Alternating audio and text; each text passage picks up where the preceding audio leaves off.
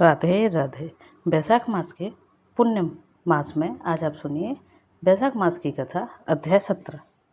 श्रुत कीर्ति ने कहा, हे सम्मानदाता, मैं बैसाख में उन सभी पवित्र अनुष्ठानों के बारे में सुनकर पूरी तरह संतुष्ट नहीं हूँ जो इस दुनिया और परलोक दोनों में लाभ देते हैं।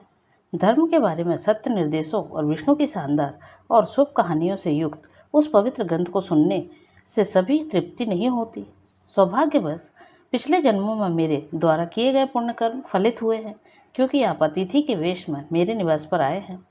आपके कमल जैसे मुख से निकले अत्यंत अद्भुत और अमृतमय शब्दों को सुनकर मैं पूर्णतः संतुष्ट हूँ। मुझे ब्रह्मा का पद या मोक्ष की भी इच्छा नहीं है। अतः उन पवित्र अनुष्ठानों का पूर्णतया वर्णन करो जो सांसारिक सुख और मुक्ति प्रदान करते हैं। वे अनुष्ठान जो अत्यंत उत्तम हैं और विष्णु को प्रसन्न करते हैं। राजा द्वारा पूर्व में ऐसा बताए जाने पर महान ख्याति प्राप्त श्रुतदेव मन ही मन प्रसन्न हो गए और उन्होंने एक बार फिर शुभ धार्मिक अनुष्ठानों का वर्णन करना शुरू कर दिया। श्रुतदेव ने कहा, हे राजा सुनो, मैं तुम्हें पापों का नाश करने वाली कथा सुनाऊंगा। इसमें बैसाख विधियां शामिल हैं जिन पर ऋषियों ने बार बार चर्चा की है। पंपा नदी के तट पर शंख नाम का एक महान ख्याति प्राप्त ब्राह्मण रहता था। जब बृहस्पति सिंह राशि में प्रवेश किया तो वह शुभ गोदावरी नदी पर आया। पवित्र भीमरथी नदी पार करने के बाद वे कंटक कचल वन में चल पहुँचे। यह वन एक निर्जन स्थान था जहाँ ना तो लोग थे और ना ही जल। बैसाख माह की भीषण गर्मी में वे भीषण गर्मी से व्याकुल हो गए। दोपहर के समय वे ब्राह्मण एक वृक्ष के नीचे बैठ गए।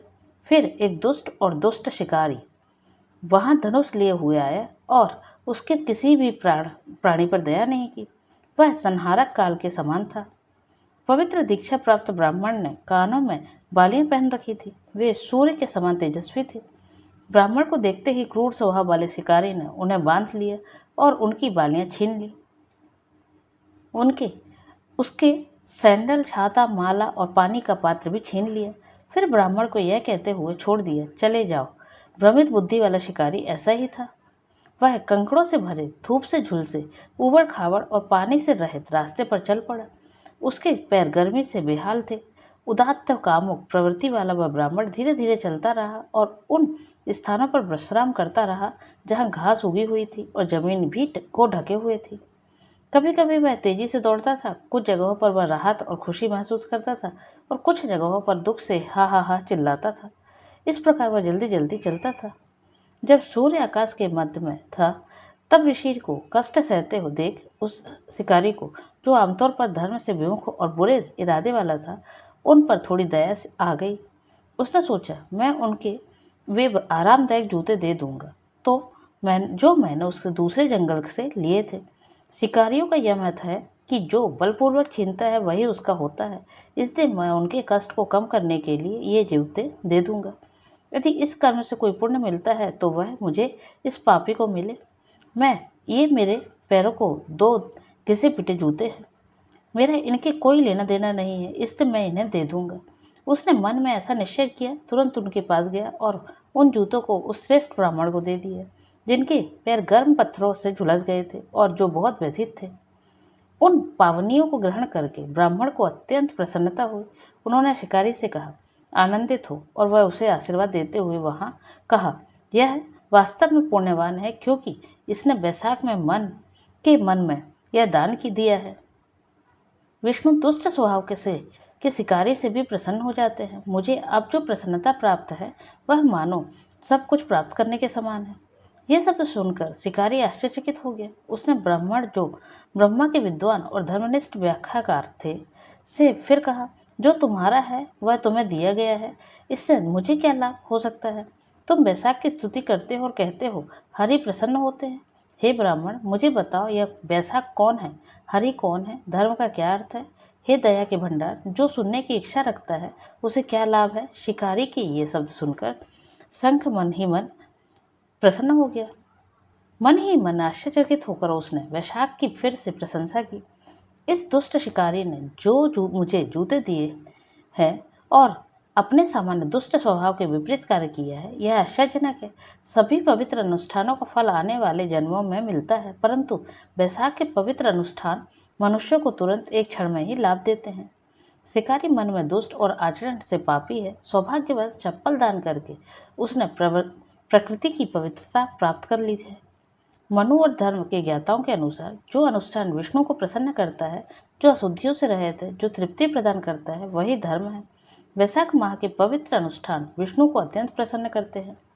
केशव सभी प्रकार के दान, तपस्या और महान यज्ञों से उतना संतुष्ट नहीं होते जितना कि वैशाख महीने में के पवित्र अनुष्ठानों से। समस्त धर्मों में इसके समान कोई अन्य धर्म नहीं है। लोगों को गया या गंगा, प्रयाग या पुष्कर जाने की आवश्यकता नहीं है। उन्हें कुरुक्षेत्र के में केदार, प्रभास या समयंतक के पवित्र स्थान पर जाने की आवश्यकता नहीं है।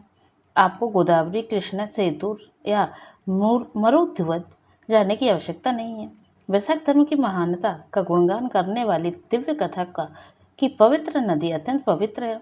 जो व्यक्ति अपना पवित्र स्नान करता है उसके हृदय में तुरंत विष्णु का वास हो जाता है। वैशाख माह में बहुत कर्म करने या अर्पित करने से बहुत कुछ प्राप्त होता है, जो दान, यज्ञ या अन्य धार्मिक अनुष्ठानों के माध्यम से प्राप्त नहीं किया जा सकता है, जिन्हें बहुत अधिक खर्च शामिल होता है। हे शिकारी माधव, वैशाख माह पुण्य वृद्धि के दिन अनुकूल है। इसी माह में सूर्य की गर्मी से उत्पन्न कष्ट को दूर करने वाली ये 5 आपने मुझे दी है। इस प्रकार तुम्हारे पुराने कर्मों का फल तुम्हें मिल चुका है। हे शिकारी, प्रसन्न प्रभु सामान्यतः तुम्हारा कल्याण करेंगे, अन्यथा तुम्हें तो इस प्रकार की उत्कृष्ट प्रवृत्ति कैसे आ सकती थी। जब ऋषि ऐसा कह रहे थे तभी मृत्यु के देवता द्वारा उकसाए गए एक शक्तिशाली शेर ने एक बाघ को मारने के लिए उस पर उग्रता से हमला कर दिया, परंतु भाग्यवश वहां लाए गए एक हाथी को देखकर उसने उसे मारने का प्रयास किया। शेर ने अपने पंजे से उस पर आक्रमण किया और युद्ध के लिए तैयार खड़ा हो गया। हे राजा, वन में शेर और हाथी के बीच युद्ध छिड़ गया। थक कर वे रुक गए और एक दूसरे को घूरने लगे। सौभाग्यवश उन्होंने उस महान ऋषि की कही हुई बातें शिकारी को सुन ली। वे बातें सभी पापों का नाश करने वाली थी। उस माह की महानता को सुनकर उनका हृदय शुद्ध हो गया। वे अपने पापों से मुक्त हो गए। अपने शरीर को त्याग कर वे तुरंत स्वर्ग चले गए। उन्होंने दिव्य रूप धारण कर लिया। वे दिव्य लेप से लिपटे हुए थे। वे एक दिव्य वायु रथ पर विराजमान थे। उनकी सेवा दिव्य अप्सराएं कर रही थी। अचानक वे हाथ जोड़कर और सिर झुकाकर शिकारी के सामने खड़े हो गए। पवित्र अनुष्ठानों के व्याख्याता महान ऋषि उन्हें देखकर आश्चर्यचकित रह गए। वे स्थिर खड़े रहे और बोले, तुम कौन हो? तुम निम्न श्रेणी के पशुओं के में कैसे जन्म लिए? तुम दोनों एक साथ कैसे मर गए? बिना किसी स्पष्ट कारण के तुम एक दूसरे को मारने का प्रयास कर रहे थे। हे निष्पापों, इन सब बातों का विस्तार से वर्णन करो। उस ऋषि द्वारा इस प्रकार पूछे जाने पर उन्होंने इस प्रकार उत्तर दिया, हम ऋषि मतंग के पुत्र हैं, जिन्हें दंतिला और कोहल कहा जाता है। इस श्राप के कारण दंतिला और कोहल का पुनर्जन्म हुआ शेर आदि के रूप में। हम सुंदर चेहरे और यौवन की चरम अवस्था में से संपन्न थे। हम सभी विद्याओं में पारंगत थे। हमारे पिता मतंग नामक ब्राह्मण ऋषि, जो धर्म के ज्ञाता और सभी पवित्र अनुष्ठानों के ज्ञाताओं में श्रेष्ठ थे, ने हमसे कहा, हे मेरे पुत्रों मधुसूदन के प्रिय, वैशाख माह में मार्ग में निःशुल्क जल तंबू लगाओ, लोगों को थोड़ी देर पंखा करो, मार्ग में छाया करो, भरपूर भोजन और ठंडा पानी दो, सुबह स्नान करो और भगवान की आराधना करो। भगवान की कथा भी नियमित रूप से सुनो, जिससे संसार का बंधन टूट जाए। इस प्रकार हमें अनेक प्रकार की सलाहों के माध्यम से मार्गदर्शन दिया गया, फिर भी हम दुष्ट बने रहे। मैं दंतिला क्रोधित हो गया। कोहला नाम का वह व्यक्ति मुझसे भी अधिक क्रोधित और अभिमानी हो गया। हमारे पिता, जो धर्म के प्रति बहुत समर्पित थे, क्रोधित हो गए और हमें श्राप दे दिया।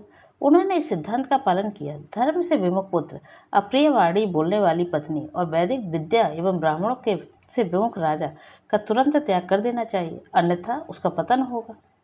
शिष्टाचार का यह धन के लोभ के कारण जो लोग उनसे संगति करते थे वे नरक में गिरते थे और 14 इंद्रों तक नहीं रहते थे। इसलिए उन्होंने हम पर, जो अहंकार और क्रोध से भरे हुए थे, शाप दिए। उन्होंने कहा, यह दंतिला जो क्रोधित होकर क्रोध में बह गया है, सिंह के रूप में जन्म लेगा। अभिमानी कोहला मदमस्त हाथी के रूप में जन्म लेगा। इसके बाद उन्होंने हमें पश्चाताप किया और मुक्ति की प्रार्थना की। हमारी विनती पर हमारे पिता ने हमें श्राप से मुक्ति प्रदान की। तुम निम्न जाति में जन्म लोगे। कुछ समय बाद तुम सब आपस में मिलोगे और एक दूसरे को मारना चाहोगे। ठीक उसी समय एक शिकारी और ऋषि संघ के बीच की बातचीत तो हमारे कानों तक पहुंचेगी। पल भर में तुम्हें मुक्ति मिल जाएगी। हे मेरे पुत्रों, मुक्ति पाने के बाद अपने पूर्व स्वरूपों को धारण करके के बाद मेरे पास लौट आओ और मेरे साथ रहो। मेरे वचन यही होंगे। इस प्रकार हम दोनों दुष्टों को हमारे पिता ने शाप दिया था। हमारा पुनर्जन्म निम्न प्राणी के रूप में हुआ। संयोगवश हमारी मुलाकात हुई। हम एक दूसरे को मारना चाहते थे और तभी हमने आपकी उत्तम और शुभ वार्ता सुनी। इस प्रकार हमें तुरंत मुक्ति मिल गई। इस प्रकार उन्होंने सब कुछ बताया। महान ऋषि को प्रणाम किया और उनसे विदा ली।